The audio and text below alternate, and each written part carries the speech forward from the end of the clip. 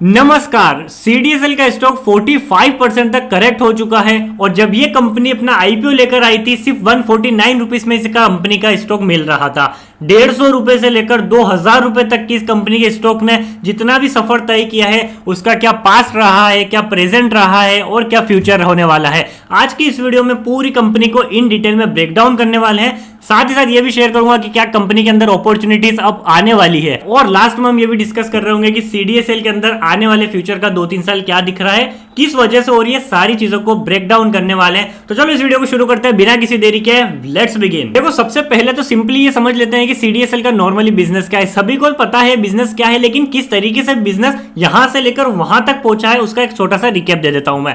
सबसे पहले जब इंडिया डिजिटलाइज नहीं हुआ था, स्टॉक मार्केट के अंदर जितनी भी ट्रेडिंग चलती थी, स्टॉक को खरीदना हो गया, शेयर को बेचना हो गया या शेयर को होल्ड करना हो गया, उन सारी चीजों की लिखा पढ़त कहीं पे होती थी, सिर्फ पेपर के ऊपर हुआ करती थी। क्योंकि उस टाइम पे इंटरनेट नहीं था, तो ऑनलाइन जमाना नहीं था और ये पेपर आपका पूरा सेफ रहता था ब्रोकर के पास। लेकिन यहां पर ये दिक्कत थी कि अगर आपका ब्रोकर फ्रॉड निकल जाता था तो वो पेपर लेकर भाग भी सकता था और आपके जो स्टॉक है वो उसके पास ही रह जाते हैं। लेकिन आज के टाइम पे कंपनीज ने कुछ ऐसा नया इन्वेंट किया है जिसकी वजह से आपको एक सीक्रेट लॉकर दिया जाता है। एक लॉकर दिया जाता है, उसके अंदर ही आपके जितने भी स्टॉक की डिटेल्स है, कब आप ले रहे हो, कब आप बेच रहे हो, कौन सा आपने स्टॉक लेकर रख रखा है, होल्ड कर रहे हो, कितने टाइम के लिए होल्ड कर रहे हो, वो सारा डेटा एक लॉकर के अंदर बंद कर दिया जाता है। और ये लॉकर प्रोवाइड करने वाली कंपनी है CDSL, central depository service limited. एक और एनएसडीएल भी है जो कि वो भी यही काम करती है, नेशनल सिक्योरिटीज डिपॉजिटरी लिमिटेड। लेकिन हमारी इंडिया की जो सेकंड डिपॉजिटरी आती है वो सीडीएसएल आती है और ये स्टॉक मार्केट में लिस्ट है सीडीएसएल।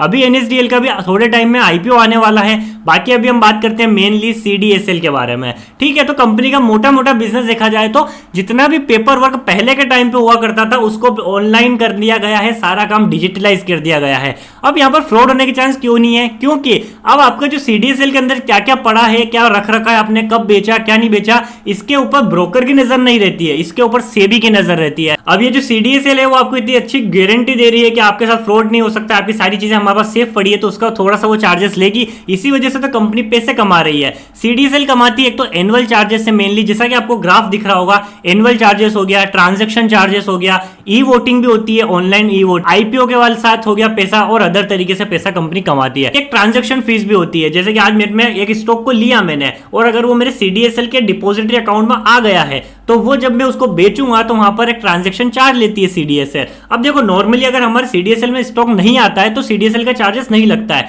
लेकिन फिर भी जो लोग लॉन्ग टर्म के लिए देखते हैं, थोड़ा बहुत इन्वेस्टिंग के लिए देखते हैं, स्विंग ट्रेडर वाले लोग, तो उनके सीडीएसएल अकाउंट में आता है वो स्टॉक, तो वहां पर थोड़े चार्जेस कट जाते हैं। हमने किसी आईपीओ को लगाया, हमारा कोई आईपीओ लग गया तो उसके भी स्टॉक हमारे सीडीएसएल अकाउंट में कंपनी की तरफ से आते हैं, तो यहां से भी सीडीएसएल कंपनी से वहां पर थोड़ा चार्जेस लेती है। तो ये तो हमने नॉर्मली इसके बिजनेस की बात कर ली। अब थोड़ा सा पास के डेटा के ऊपर हम मूव करते हैं। So according to the data 31 दिसंबर 2024 तक सीडीएसएल के पास जो टोटल डीमैट्स अकाउंट के रजिस्टर्ड है उसका नंबर है 14.65 करोड़ के आसपास। इतने करोड़ डीमैट अकाउंट को सीडीएसएल मैनेज करती है। और जब से स्टॉक मार्केट के अंदर बियर वाला मार्केट स्टार्ट हुआ है उसके बाद तो ब्रोकर की भी हालत बहुत ज्यादा खराब हो चुकी है। अगर हम जीरोधा की बात करें, अपस्टॉक्स की बात करें, ग्रो की बात करें, ये सारी कंपनीज हमें डीमैट अकाउंट प्रोवाइड करने का काम करती है। तो इनके अकॉर्डिंग ये डेटा बताया गया है कि जब अच्छा समय चल रहा था मार्केट के अंदर तो हर क्वार्टर दर क्वार्टर 1 करोड़ 20 से 30 लाख डीमैट अकाउंट्स हर क्वार्टर में खुल रहे थे।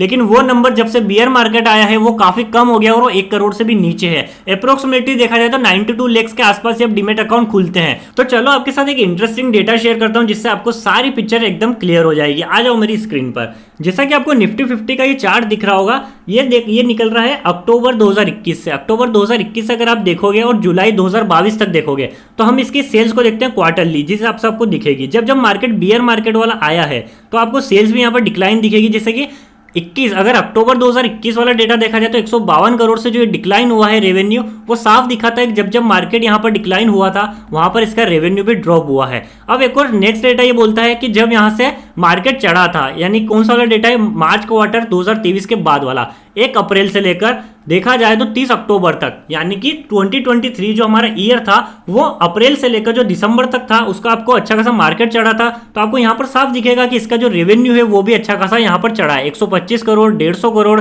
207 करोड़ और 214 करोड़ का।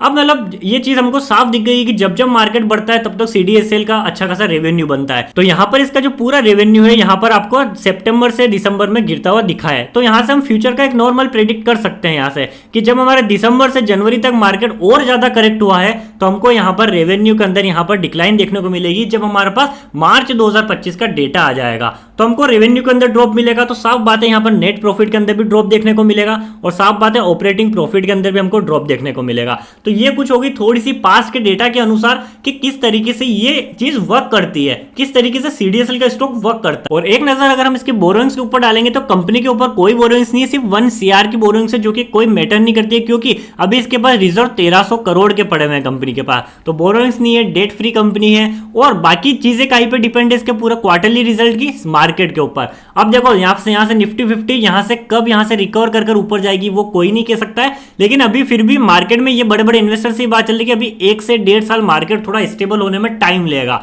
तो अगर इसको टाइम लगेगा तो सीडीएसएल को भी थोड़ा स्टेबल होने में टाइम लग सकता है। तो अब बात करते हैं कि प्रेजेंट के अंदर हमको यहां से क्या दिख रहा है मेनली। अब देखते हैं इसकी होल्डिंग्स क्या कहती है, किस किस ने इसको अच्छे से होल्ड कर रखा है और किस किस ने अपना स्टेक को निकाल दिया है। सबसे पहले देखेंगे हम कि प्रमोटर जो 2018 में 24% के थे वो आज सिर्फ 15% के रह गए हैं। तो प्रमोटर्स ने तो अच्छा खासा स्टेक अपना डाइल्यूट कर दिया है, लेकिन उसकी वजह से एक तो पब्लिक के पास इसका सबसे ज्यादा डिपोजिटरी है, उसके बाद देखा जाए तो डीआईएस के पास सबसे ज्यादा और एफआईएस के पास सबसे ज्यादा। एक इंटरेस्टिंग चीज ये कि जिस टाइम से हम बेच रहे हैं वहां से एफआईएस खरीद रही है। एफआईएस ने 17% कर लिया अपना सीडीएसएल के अंदर स्टॉक का पूरा स्टेक। तो जैसा कि हमने प्रेजेंट की बात करी, अब बात करते हैं कि फ्यूचर क्या है कंपनी का और क्या क्या अपॉर्चुनिटीज दिख रही है बड़े बड़े फर्म्स को। क्योंकि बड़े बड़े फर्म ने इसका जो टारगेट प्राइस है वो 1500 रुपए तक तो सेट कर ही रखा है, लेकिन उसके पीछे कारण क्या है? क्योंकि बड़े बड़े फर्म्स को ऐसा लगता है कि फाइनेंशियल ईयर 24 से लेकर 27 के बीच में जो कंपनी का रहेगा CAGR का रिटर्न वो 60% से 66% तक हो जाएगा। वहीं पर इसका ईबिटा का मार्जिन जो भी रहेगा वो 42% तक होने वाला है।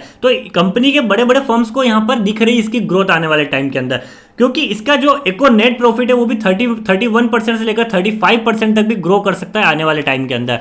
तो बड़े बड़े फर्म्स ने तो इसकी ये फ्यूचर की प्रेडिक्शन दे दी है, लेकिन यहां पर जो अपॉर्चुनिटीज है बड़े आने वाले टाइम में क्या क्या अपॉर्चुनिटीज है सीडीएसएल की वो बात करता हूं मैं। सबसे पहले फ्यूचर के अंदर अभी जो कंपनी है वो T+1 रूल पे काम कर रही है। T+1 ये रूल होता है कि आज आपने स्टॉक को खरीदा तो कल आपके अकाउंट में नहीं आएगा, परसों आपके अकाउंट में आएगा। लेकिन आने वाले टाइम में नेक्स्ट अपॉर्चुनिटी ये हो सकती है कंपनी के लिए सबसे बेहतर कि कंपनी T+0 वाला रूल अप्लाई कर दे फटाफट से सीडीएसएल के अंदर। यानी कि आज स्टॉक खरीदा है तो आज ही हमारे अकाउंट में आ जाए, जिससे कि हमारे अकाउंट में आने के बाद उस पर चार्जेस कटेगा जब भी आप उसको सेल करोगे स्टॉक को। तो उससे क्या होगा कि जो भी इंट्राडे ट्रेडर होते हैं, अब इंट्राडे ट्रेडिंग में तो आपको पता ही है, आपने स्टॉक आज ही लिया और आज ही बेच दिया तो सीडीएसएल के अंदर रिकॉर्ड नहीं होता है। तो अगर वो सीडीएसएल के अंदर रिकॉर्ड नहीं होगा तो उसके एनुअल चार्जेस हो गया या फिर ट्रांजैक्शन चार्जेस हो गया तो वो नहीं कटता है, वो नहीं लगता है। तो वहां से कंपनी एक और अपना रेवेन्यू का सोर्स बढ़ा सकती है। तो एक अपॉर्चुनिटी की तरह से हो सकता है। और सेकंड चीज ये होती है कि जिस तरीके से नए सेबी के चेयरपर्सन आए हैं तो इनको कुछ ऐसे रूल्स अब निकालने चाहिए कि एफएनओ ट्रेडिंग थोड़े से लोगों के लिए अब थोड़ी सिंपल हो सके। क्योंकि पहले तो रूल था 93% लोग इसमें 90% लोग इसमें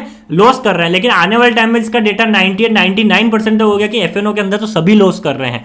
लेकिन जब तक एफएनओ के अच्छे अच्छे रूल्स नहीं आ जाते हैं तब तक लोग ट्रेडिंग से दूरी रहेंगे ना। इसलिए ट्रेडिंग के लिए रूल्स अच्छे नए लाना और नए सेबी के चेयरपर्सन से उम्मीद लगाना सबसे ज्यादा अपॉर्चुनिटी वाला काम दिख रहा है हमको सीडीएसएल के अंदर। जैसा कि आपको स्क्रीन के ऊपर रेवेन्यू का पूरा सोर्स दिख रहा होगा कि सीडीएसएल कहां से कितना पैसा कमाती है, तो आपको सितंबर से दिसंबर वाले क्वार्टर के अंदर साफ दिख रहा होगा कि यहां पर डिक्लाइन देखने को मिला है या फिर ट्रांजैक्शन फीस के अंदर। तो ट्रांजैक्शन फीस यहां पर अगर कंपनी कम करती है तो उसका रेवेन्यू कम होगा, और अभी तो कंपनी बिल्कुल भी नहीं कमा रही है बियर मार्केट में, तो यहां से इसके थोड़े वो गिरने के चांस ज्यादा बढ़ जाते हैं। इसलिए स्टॉक भी करेक्ट हो रहा है। लेकिन आने वाले जो फ्यूचर है वो फाइनेंशियल ईयर के 2-3 साल और आगे क्या है वो सीडीएसएल के काफी अच्छा ग्रोथ वाले हैं, और कितनी % से ग्रोथ होगी वो मैंने आपको सारी वीडियो के अंदर डिस्कस कर दिया है। आई होप आपको आज की वीडियो पसंद आई होगी। कैसी लगी मुझे कमेंट सेक्शन में अपने थॉट्स जरूर बता देना। वीडियो पसंद आए तो इसको लाइक करना, दोस्तों और शेयर करना, बाकी चैनल पर नए हो तो सब्सक्राइब करके जाना। मैं मिलता हूं आपसे नेक्स्ट वीडियो के अंदर अच्छी खासी रिसर्च के साथ। तब तक के लिए बाय बाय।